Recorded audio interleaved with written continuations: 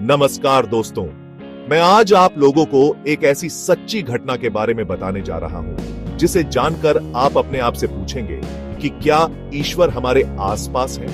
क्या भगवान सच में है? वैसे आप इस बारे में क्या सोचते हैं? कमेंट सेक्शन में लिखकर अपने विचारों को शेयर कर सकते हैं। आर्मी के एक मेजर के नेतृत्व में 15 जवानों की एक टुकड़ी हिमालय के अपने रास्ते पर जा रही थी। उन्हें ऊपर कहीं अगले 3 महीने के लिए दूसरी टुकड़ी की जगह ड्यूटी पर तैनात होना था। दुर्गम स्थान, ठंड और बर्फबारी ने चढ़ाई की कठिनाई और बढ़ा दी थी। भूख और थकान से सारे सैनिक परेशान हो रहे थे। उनसे आगे चला नहीं जा रहा था। बेतहाशा ठंड में मेजर साहब ने सोचा कि अगर यहाँ जवानों को एक कप चाय मिल जाती तो उनमें आगे बढ़ने की ताकत आ जाती। लेकिन रात का समय था और आसपास कोई बस्ती भी नहीं थी। लगभग 1 घंटे की चढ़ाई के बाद उन्हें एक जर्जर चाय की दुकान दिखाई दी, लेकिन अफसोस उस पर ताला लगा था। भूख और थकान के चलते जवानों के रिक्वेस्ट पर मेजर साहब दुकान का ताला तोड़वाने को राजी हो गया। खैर, ताला तोड़ा गया तो अंदर उन्हें चाय बनाने का सभी सामान मिल गया। जवानों ने चाय बनाई और वहां रखे बिस्किट आदि खाकर खुद को राहत दी।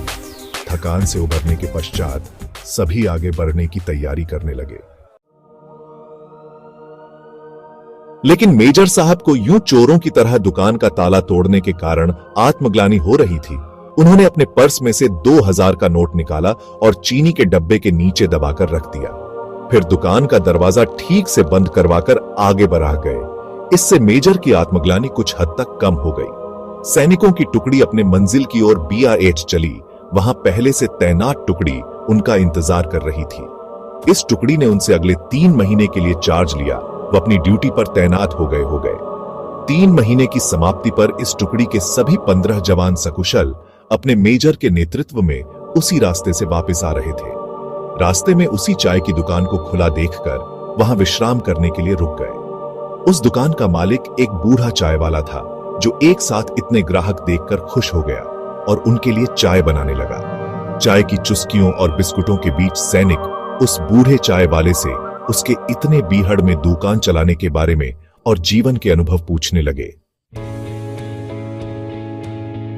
बूढ़ा बाबा उन्हें कई कहानियां सुनाता रहा और साथ ही भगवान का शुक्र अदा करता रहा। तभी एक जवान बोला, बाबा, आप भगवान को इतना मानते हो, अगर भगवान सच में होता तो फिर उसने तुम्हें इतने बुरे हाल में क्यों रखा हुआ है?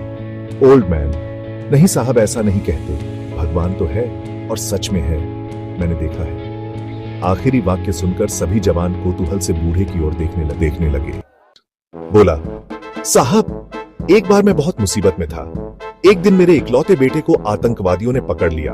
उन्होंने उसे बहुत मारा पीटा, लेकिन उसके पास कोई जानकारी नहीं थी, इसलिए उन्होंने उसे मार पीट कर छोड़ दिया।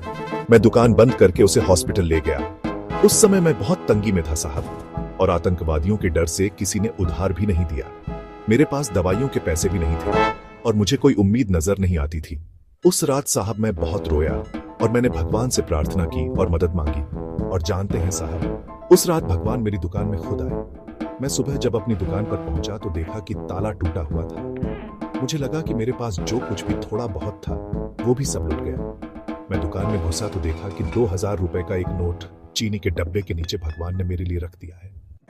साहब, उस दिन 2000 के नोट की कीमत मेरे लिए क्या थी शायद मैं बयान न कर पाऊं, लेकिन भगवान है साहब, भगवान तो है, जरूर आप माने या ना माने। भगवान के होने का आत्मविश्वास उसकी आंखों में साफ चमक रहा था। यह सुनकर वहां सन्नाटा छा गया।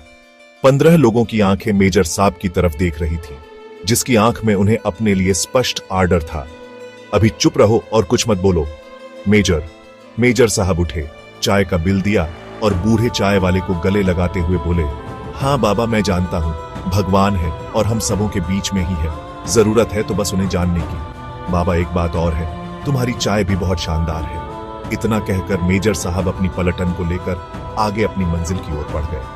पूरे रास्ते सब यही सोच रहे थे कि उस रात सभी सैनिकों को इतने जोर से भूख प्यास कैसे लगी और दुकान का ताला तोड़ने का विचार हमारे मन में आया कैसे।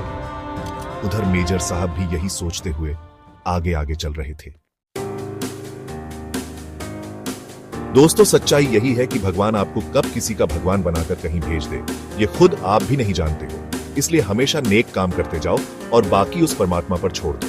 दोस्तों, अगर आपको ये कहानी अच्छी लगी हो तो प्लीज मेरे वीडियो को लाइक और शेयर करें। कहानी आप लोगों को कैसी लगी कमेंट करके प्लीज बताएं और मेरे चैनल को जरूर सब्सक्राइब करें। फिर मिलेंगे ऐसी ही एक नई कहानी के साथ। Thank you.